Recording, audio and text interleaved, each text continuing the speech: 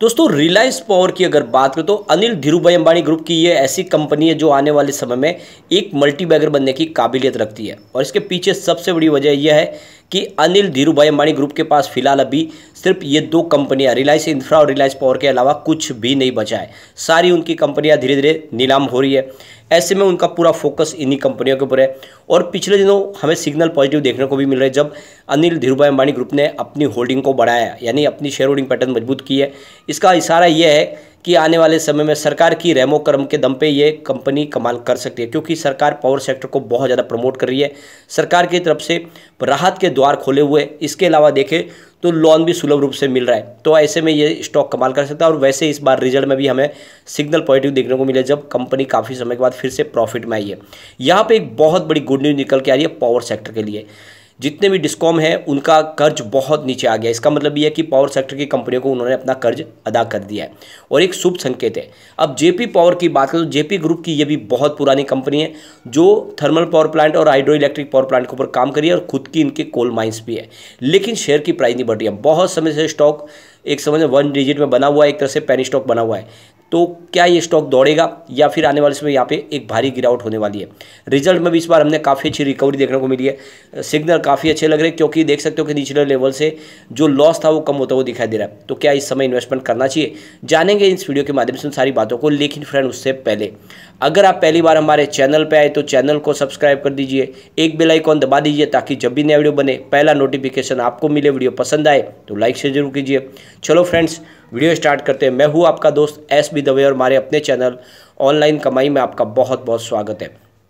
सबसे पहले अगर हम इंटरनेशनल मार्केट की बात करें तो सिग्नल वहां से थोड़े से वीक निकल कर आ रहे। डाउ जोन देखें तो 33,426 के स्तर पे क्लोजिंग दी थी, जहाँ पे 0.33% की गिरावट थी। S&P 500 की बात करें तो 4,191 के स्तर पे देख सकते हो 0.14% की गिरावट के साथ में क्लोजिंग दी है। नेस्डेक कॉम्पोजिट की बात करें तो 12,657 के स्तर पे 0.24% की गिरावट वहाँ पर भी थी। और रजल 2000 इंडेक्स में 1,773 के स्तर पे 0.62% की गिरावट थी। तो ये तो आप क्लियरली समझ सकते हो कि सभी के सभी इंडेक्स में गिरावट थी। इसका मतलब हमारे यहाँ पर भी थोड़ी सी शुरुआत निगेटिव हो सकती है और वैसे भी इस समय बाजार थोड़ा सा दबाव में दिखाई दे रहा है।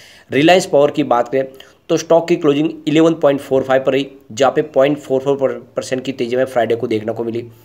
अब यहाँ पे देख सकते हो कि स्टॉक इस लेवल पे काफ़ी मजबूत दिखाई दे रहा है। यहाँ से एक तेजी की संभावना भी बन रही है। और आपको ये भी पता होगा पिछली बार भी ये 11 से जब दौड़ा था स्टॉक तो 25 तक चला गया था। अब फिर से 11 के आसपास आया, निचले लेवल से 9 से इसने एक फिर से बाउंस बैक भी दिया है। तो इस लेवल से ऊपर जाने की संभावना बहुत ज़्यादा बन चुकी है। अगर हम इसके रिजल्ट की भी बात करें तो मार्च 2022 में जहाँ पे 1,846 करोड़ रुपीज़ के आसपास रिवेन्यू था, इस बार थोड़ा सा रिवेन्यू कम हुआ है, 1,730 करोड़ रुपीज़ के आसपास रिवेन्यू रहा। लेकिन कंपनी ने प्रॉफिट के मामले में कमाल किया। पिछले मार्च में 658 करोड़ रुपीज़ का भारी नुकसान था और पिछले 4 क्वार्टर से लगातार कंपनी लॉस में थी। लेकिन इस बार मार्च 2023 में 320 करोड़ रुपीज़ का बम्पर प्रॉफिट मिला है। और ये एक सिग्नल है जो इशारा कर रहा है कि अब कंपनी आने वाले समय एक शानदार प्रदर्शन कर सकती है, क्योंकि कंपनी काफ़ी समय के बाद प्रॉफिट में से आने वाली है। और इसीलिए अब देखें तो यहाँ पे पॉजिटिव माहौल बना हुआ है। अब यहाँ पे एक बहुत बड़ी गुड न्यूज़ निकल के आ रही है। डिस्कॉम ने अपना जो ड्यू था वो बहुत ज़्यादा क्लियर कर लिया है। अब जो देख सकते हो कि जो टोटल डिस्कॉम का जो ड्यू है वो 93,000 करोड़ रुपये तक आ गया है। और इसके पीछे सबसे बड़ी वजह है कि लेट पेमेंट सरचार्ज जो रूल्स बनाया सरकार ने, उसकी वजह से अब जो डिस्कॉम है वो बहुत तेज़ी से अपना जो भी पुराना बकाया वो चुकाने की कोशिश कर रहे हैं। तो टोटल अभी यहाँ पे जितने भी डिस्कॉम है उन सब का अब बकाया ड्यू थर्ड देखें तो 93,000 करोड़ रुपये के आसपास है। अगर हम लास्ट जून की बात करें तो 1.39 लाख करोड़ रुपये तक का टोटल इनका बकाया था। तो जैसे कि लेट पेमेंट सरचार्ज रूल्स लागू किया सरकार ने, उसकी वजह से डिस्कॉम ने बहुत तेज़ी से अपना कर्ज चुकाना शुरू किया और ये रकम बहुत नीचे आ गई है। और इस तरह से देखें तो ये जितनी पावर सेक्टर की कंपनियां उनके लिए संजीवनी साबित हुई है स्कीम, जिसके वजह से देखें तो अब यहाँ पे जितने डिस्कॉम में लगातार अपना पेमेंट चुका रहे। सबसे बड़ी बात है कि ये जो लेट पेमेंट सरचार्ज जो LPS रूल्स लागू किया है, यह पावर सेक्टर के लिए एक तरह से संजीवनी साबित हुआ है। यहाँ पे ये जो नया रूल्स आने की वजह से जो डिस्कॉम है वो जल्द से जल्द अपना पुराना पेमेंट चुकाने की कोशिश करिए, जिससे पावर सेक्टर को आने वाले समय जो प्रॉब्लम हो रही थी लगातार वो कम होगी। और आप देखें तो जो कंपनियां इस ड्यू पेमेंट की वजह से कई कंपनियों की प्रॉब्लम हो रही थी, बंद होने की कगार पे आ गई थी, उनके लिए अब एक तरह से काफ़ी शानदार यहाँ पे संभावना बनी। और जो पावर सप्लाई कट में जो प्रॉब्लम आती है वो भी अब नहीं आएगी। कंपनियों को अगर समय पर पेमेंट मिलेगा तो वो अपने कारोबार को सुचारू रूप से आगे बढ़ा पाएंगे। तो ये रिलायंस पावर और जेपी पावर के लिए बहुत बड़ा वरदान साबित होने वाला है ये नया रूल्स जो है सरकार का, जिसकी वजह से लगातार डिस्कॉम अपना पेमेंट चुका रहे हैं। अब यहाँ पे अगर हम कंपनी को दूसरी स्मॉल कैप कंपनी और पावर सेक्टर से तुलना करें तो 2017 में रिलायंस पावर ने 22% के आसपास का पॉजिटिव रिटर्न दिया था। इस दौरान बीएसई स्मॉल कैप 59% दौड़ा और पावर इंडेक्स में 19% की तेजी थी। तो स्मॉल कैप ने काफ़ी अच्छा रिटर्न दिया, उसके बाद में रिलायंस पावर ने अच्छा रिटर्न दिया पावर सेक्टर के मुकाबले। 2018 की बात करें तो रिलायंस पावर 52% का निगेटिव रिटर्न दिया है। उस दौरान स्मॉल कैप में 23% की गिरावट थी और पावर इंडेक्स में 15% की गिरावट थी। तो 2018 का लूजर आपको रिलायंस पावर दिखाई देगा। 2019 की बात करें तो रिलायंस पावर ने 87% का निगेटिव रिटर्न दिया है। इस दौरान स्मॉल कैप में 6% की गिरावट थी और पावर इंडेक्स में 3% की गिरावट थी। तो 2019 में बहुत भारी नुकसान दिया है रिलायंस पावर ने। 2020 की बात करें तो रिलायंस पावर 6% का निगेटिव रिटर्न दिए। उस दौरान बीएसई स्मॉल कैप में 32% की तेजी थी और पावर इंडेक्स में 7% की तेजी थी। तो 2020 का लूजर भी आपको रिलायंस पावर ही दिखाई देगा। लेकिन 2021 की बात करें तो यहाँ पे देख सकते हो कि 288% का बम्पर रिटर्न दिया है रिलायंस पावर ने। इस दौरान स्मॉल कैप में 62% की तेजी थी और पावर इंडेक्स में 68% की तेजी थी। तो 2021 में बहुत ही शानदार प्रदर्शन किया रिलायंस पावर ने। अब 2022 की बात करें तो 5% का पॉजिटिव रिटर्न दिया रिलायंस पावर ने। स्मॉल कैप में 1% की गिरावट थी और पावर इंडेक्स 25% दौड़ा। तो कुल मिला के देख सकते हो 2022 के मुकाबले 2021 काफ़ी शानदार है रिलायंस पावर का और 2023 शानदार रहने की पूरी संभावना है। तो अब एक लॉन्ग टर्म का नजरिया लेके यहाँ पे निवेश किया जा सकता है। अब यहाँ पे जयप्रकाश पावर वेंचर्स लिमिटेड की बात करें तो 5.70 पर क्लोजिंग थी, जहाँ पे 0.87% की गिरावट देखने को मिली कि पिछले 5 दिन में यहाँ पे 0.88% की तेजी देखने को मिली है। यानी लेकिन स्टॉक इस समय निचले लेवल पे है। अब आने वाले समय कब इसमें तेजी की संभावना बनी उसका हमें वेट जरूर करना होगा।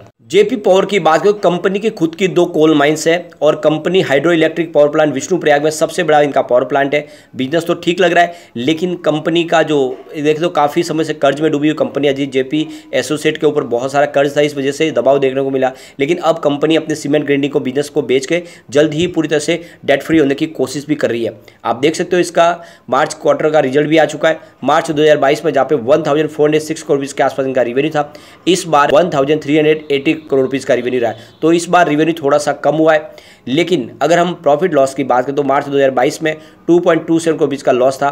दिसंबर में ये लॉस बढ़ के 218 करोड़ तक पहुंच गया था। भारी लॉस हुआ था, लेकिन इस बार लॉस में कमी आई है। कंपनी अभी भी लॉस में जरूर है, लेकिन 43.99 करोड़ रुपीज़ का ही लॉस है। यानी आने वाले समय कंपनी फिर से प्रॉफिट में आ सकती है। और वैसे पावर सेक्टर पिछले कई समय से दबाव भी झेल रहा था, लेकिन अब की बार ये जो क्वार्टर 1 रहेगा ये बेहतर रहने की पूरी संभावना बनी हुई है यहाँ पे। अब यहाँ पे अगर हम जेपी पावर के पिछले कुछ समय की अगर प्रदर्शन की बात करें स्मॉल कैप और पावर इंडेक्स के मुकाबले, तो देखिए 2017 में जेपी पावर ने 139% का बम्पर रिटर्न दिया था। इस दौरान बीएसई स्मॉल कैप ने 59% का पॉजिटिव रिटर्न दिया। पावर इंडेक्स में इस दौरान हमने 19% की तेजी देखी थी। तो 2017 का विनर आपको जेपी पावर दिखाई देगा। 2018 में जेपी पावर ने 77% का निगेटिव रिटर्न दिया।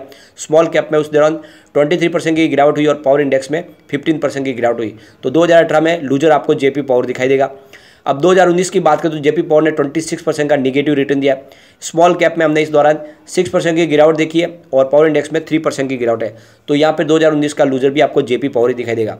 लेकिन हम 2020 की बात करें तो जेपी पावर ने 100% ज़बरदस्त रिटर्न दिया। इस दौरान स्मॉल कैप में 32% की तेजी थी और पावर इंडेक्स में 7% की तेजी थी। तो 2020 का विनर फिर से जेपी पावर दिखाई देगा, जैसा इन्होंने 2017 में रिटर्न दिया था। 2021 की बात करें तो जेपी पावर ने 87% का शानदार रिटर्न दिया। इस दौरान स्मॉल कैप में हमने 62% की तेजी देखी है और पावर इंडेक्स में 68% की तेजी है। तो 2021 का विनर भी आपको जेपी पावर ही दिखाई देगा। अब 2022 की बात करें तो 21% का पॉजिटिव रिटर्न दिया जेपी पावर ने। स्मॉल कैप में 1% की गिरावट है, पावर इंडेक्स में 25% की तेजी है। तो पावर इंडेक्स के मुकाबले इस बार जेपी पावर ने 2022 में थोड़ा सा कम रिटर्न दिया है और अब यहाँ से एक नई तेज़ी की शुरुआत हो सकती है, क्योंकि आप देख सकते हो कि फिर से एफआई बाजार में लौट है और एफआई इसमें निवेश काफ़ी अच्छा करते हैं। वॉल्यूम टॉपर गिना जाता है स्टॉक, तो आने वाले समय डेफिनेटली तेज़ी का दौर शुरू होगा, तो थोड़ा सा निवेश यहाँ पे किया जा सकता है। लेकिन पेनी स्टॉक है, रिस्क बहुत ज़्यादा है, निवेश लिमिटेड करें। लेकिन फ्रेंड, कोई भी इन्वेस्टमेंट करने से पहले अपने फाइनेंशियल एडवाइजर से बारे में ले ले या अपना खुद का रिसर्च करें, क्योंकि मैंने वीडियो आपके एजुकेशनल पर्पज़ के लिए ही बनाया। वीडियो पसंद आए तो लाइक से जरूर कीजिए और चैनल को सब्सक्राइब कर दीजिए। Thank you friend.